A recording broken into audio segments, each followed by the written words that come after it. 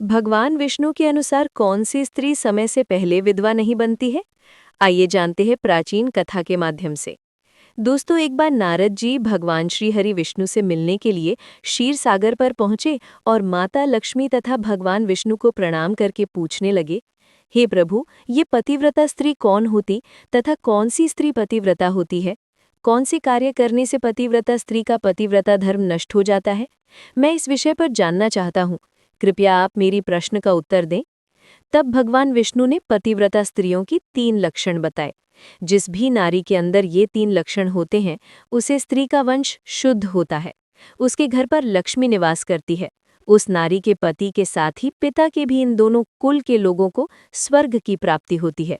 जो स्त्रियां पतिव्रता होती है, वो मृत्यु के पश्चात विष्णु लोक को प्राप्त करती है। पतिव्रता स्त्री की महानता का वर्णन करते हुए भगवान विष्णु ने एक अत्यंत पवित्र कथा सुनाई है। इस कथा का श्रवण करने मात्र से ही व्यक्ति के सभी पाप नष्ट होते हैं। जो व्यक्ति ध्यानमग्न होकर इस कथा को सुनता है, भगवान विष्णु उसके 32 अपराध माफ करते हैं। इसीलिए प्रत्येक मनुष्य को इस कथा को ध्यान से सुनना चाहिए। दोस्तों, प्राचीन काल की बात है। मध्य देश में एक अत्यंत शोभायमान नगरी थी। उसमें एक पतिव्रता ब्राह्मणी रहती थी। उसका नाम था शैव्या। शैव्या का पति पिछले जन्म के पाप कर्मों के कारण इस जन्म में कोढ़ ही हो गया था, अर्थात उसे कोढ़ का रोग हो गया था। उसके शरीर में बहुत सारे जख्म हुए थे, जिनसे सदा ही पस निकलता रहता था। अपने पति की ऐसी दुर्गति देखकर भी शैव्या ने अपने पति का साथ नहीं छोड़ा और निर्मल भाव से वो अपने पति की सदा सेवा करती रहती थी। पति के मन में जो जो इच्छा होती, उसे वो नारी अपनी शक्ति के अनुसार अवश्य ही पूर्ण करने का प्रयास करती थी। शैव्या प्रतिदिन देव पूजा की तरह ही अपने पति की पूजा करती थी और अपने मन की सभी इच्छाओं का त्याग करके अपने पति के प्रति विशेष स्नेह रखती थी। फिर एक दिन शैव्या के पति को रास्ते से जाती हुई एक अत्यंत सुंदर वेश्या दिखाई दी। उस सुंदर वेश्या को देखकर उसका पति काम वासना से भर गया और उस वेश्या पर मोहित हो गया। उस वेश्या के सुंदर रूप ने उस ब्राह्मण को पूरी तरह से अपने वश में कर लिया। उसके रूप को देखते ही वो आहें भरने लगा, लंबी लंबी सांसें खींचने लगा और जब वो वेश्या उसकी नजरों से दूर चली गई तो वो बहुत दुखी हो गया। अपने पति की आवाज सुनकर वो पतिव्रते शैव्या तुरंत दौड़ती हुई घर से बाहर आ गई और अपने पति से पूछने लगी, हे नाथ, क्या हुआ? आप इतने उदास क्यों हो गए? आपने लंबी लंबी सांस कैसे खींची? आपको जो भी कष्ट है मुझे बताइए। जो भी कार्य हो आप मुझे बताइए, वो मैं पूर्ण करने का प्रयास अवश्य करूंगी। हे प्राणनाथ, एकमात्र आप ही मेरे गुरु हैं, प्रियतम हैं। पत्नी के इस प्रकार से पूछने पर उसके पति ने कहा, हे प्रिय, मुझे जो चाहिए वो तुम नहीं दे सकते। तुम ही क्या, कोई भी मुझे नहीं दे सकता। इसीलिए उस पर व्यर्थ बात करना उचित नहीं है, इसीलिए तुम रहने दो। फिर वो पतिव्रता बोली, हे नाथ, मुझे विश्वास है कि मैं आपके कार्य को अवश्य सिद्ध कर सकती हूँ। आप केवल मुझे आज्ञा देने का कष्ट करें। मैं अपनी पूरी शक्ति लगाकर उस काम को पूरा करूंगी। उस कार्य को पूर्ण करने के लिए जो भी उपाय हो मैं करूंगी। अगर मैं आपके इस कार्य को पूरा कर सके तो इस लोक में और परलोक में मेरा कल्याण होगा। फिर शैव्या के कोढ़ीपति ने कहा, हे प्रिय, ठीक है, बताता हूँ। तू अभी अभी इस रास्ते से एक अत्यंत सुंदर वेश्या जा रही थी। उसका शरीर अत्यंत सुंदर और मनमोहक था, जिसे देखकर मेरा हृदय कामाग्नि से भर गया है। यदि तुम ऐसा कोई उपाय करो जिससे वह सुंदर वेश्या मुझे प्राप्त हो जाए तो मेरा जन्म सफल हो जाएगा। हे देवी, तुम मुझसे मेरा मिलन करवाकर मेरी कामाग्नि को शांत करो। पति के द्वारा ऐसा कहने पर वो अत्यंत दुखी हुई और बोली, हे नाथ, आप धैर्य रखिए। मैं आपके इस कार्य को अवश्य सिद्ध करूंगी और उस वेश्या से आपका मिलन करवा दूंगी। इतना कहकर उस पतिव्रता नारी ने मन ही मन कुछ विचार किया और फिर रात्रि के अंतिम प्रहर में उठकर वो गोबर और झाड़ू लेकर घर से चली गई। जाते समय उसके मन में बड़ी प्रसन्नता थी।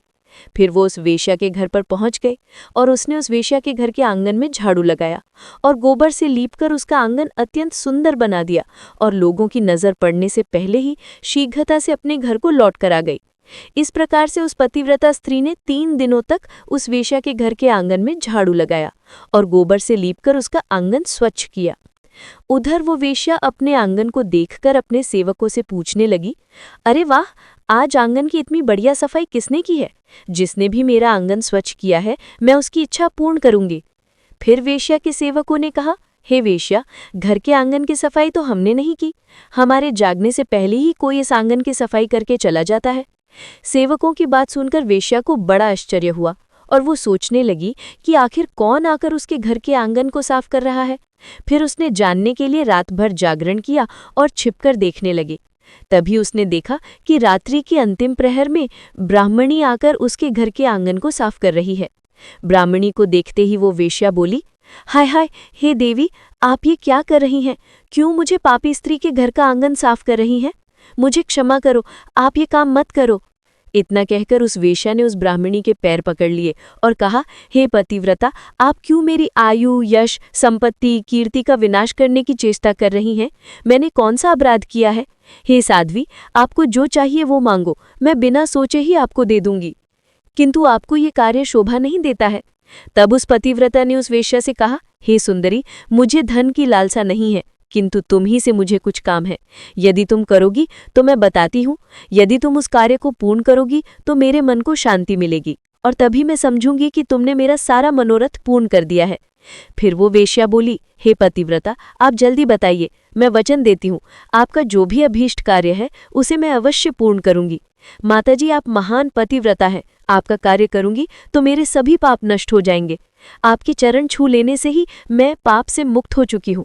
कृपया आप जल्दी बताइए, मैं आपकी किस प्रकार से मदद कर सकती हूँ?